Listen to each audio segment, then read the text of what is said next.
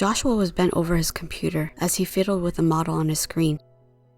"Go to the staff room," his manager said, poking his head into his cubicle. "I want you to show the new hire around." His boss was gone before he was able to respond. Joshua swore under his breath as he felt annoyance rise to his chest. But he already knew that this wasn't a request.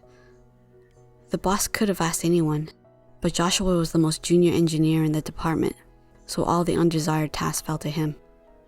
He saved the changes on his computer and reluctantly made his way to the staff room. When he walked into the room, he almost missed a step. Suddenly, the annoyance dropped from him. Engineering in general was a predominantly male profession, and the last thing he expected was to find a gorgeous woman who looked like a model waiting for him. "Welcome to Starlink Engineering," he said, nervously clearing his throat. "I'm Joshua. I'll be showing you around." "Is everyone so formal here?" she asked with a small laugh. "I'm Lana." "They are," he said, feeling embarrassed. He expected her to look down on him, but she just sent him a warm smile. Joshua took her on a tour of the department. By the time he was finished, he felt as if he'd known her for a long time. Soon lunch rolled around, and he walked over to Lana's cubicle and invited her to eat with him. She was so easy to talk to, and they began meeting regularly for breaks. When she revealed that she had a fiancé, he was disappointed but not surprised. But she fascinated him, and he liked her a lot.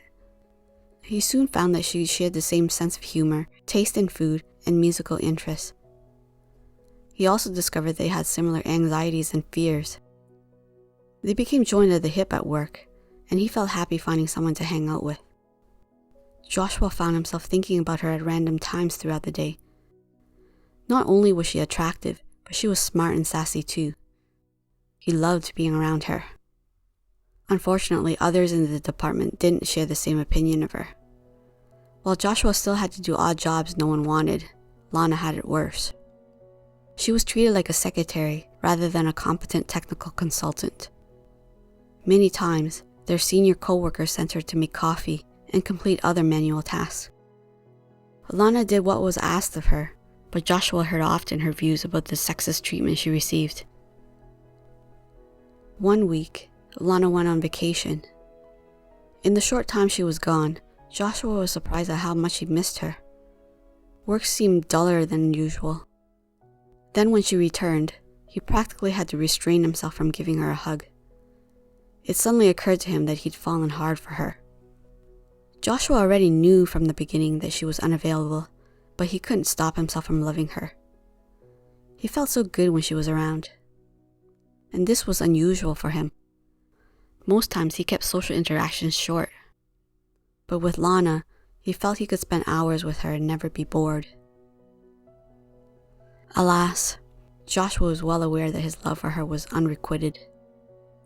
The truth was painful, and the thought of never having her broke his heart into a million pieces. He couldn't bear to think how things could get awkward if he professed his feelings for her. And if she rejected him, he'd feel miserable if she never spoke to him again. And so because he didn't want to jeopardize their friendship, he kept things light.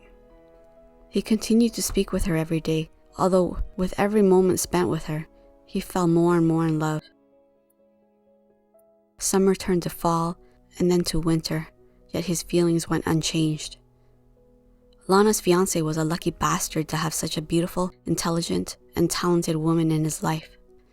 And that was a fact. One morning as Joshua was driving into work, his car spun out. He was running late and was driving a little too fast. By the time he was aware of the black ice on the road, it was impossible for him to regain control of his car. He screamed as his car flipped into the ditch, and then his world went black. Joshua didn't know how long he was unconscious, but when he awoke, he found himself lying in a hospital bed. His eyes fluttered open, and he noticed a slight movement next to his bed. It was Lana. "Are you all right, Joshua?" Lana asked, her pretty face filled with worry.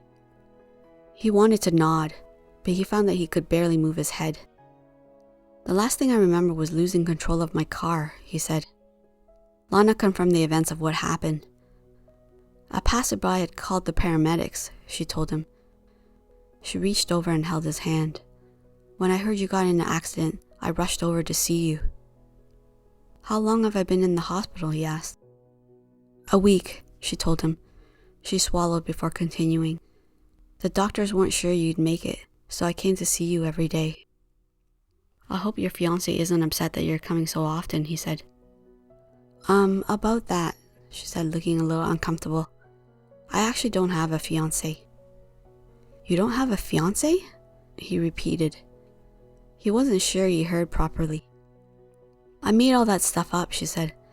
In my last job I was harassed, and when I told them I was engaged, most men left me alone. Lana tightened her grip on his hand, and she blinked back her tears. But I should have told you the truth, Joshua. Your accident made me realize I could have lost you, and you would have never known how I felt about you. Well, I'm still alive, he said. To be honest, I have feelings for you too, but I never thought you'd be interested. Lana shook her head in amazement. We totally misunderstood each other, didn't we? So now that we understand each other, do you want to go out with me after I leave here? He gestured to his surroundings. Yes, she said. Lana leaned closer to him and kissed him on the lips. I'd really like that. What did you guys think of the story? Please comment in the comment section below. I can't wait to read your answers and discussions. Thanks for watching. And don't forget to like and subscribe to get the latest stories to warm your heart. Until next time, bye.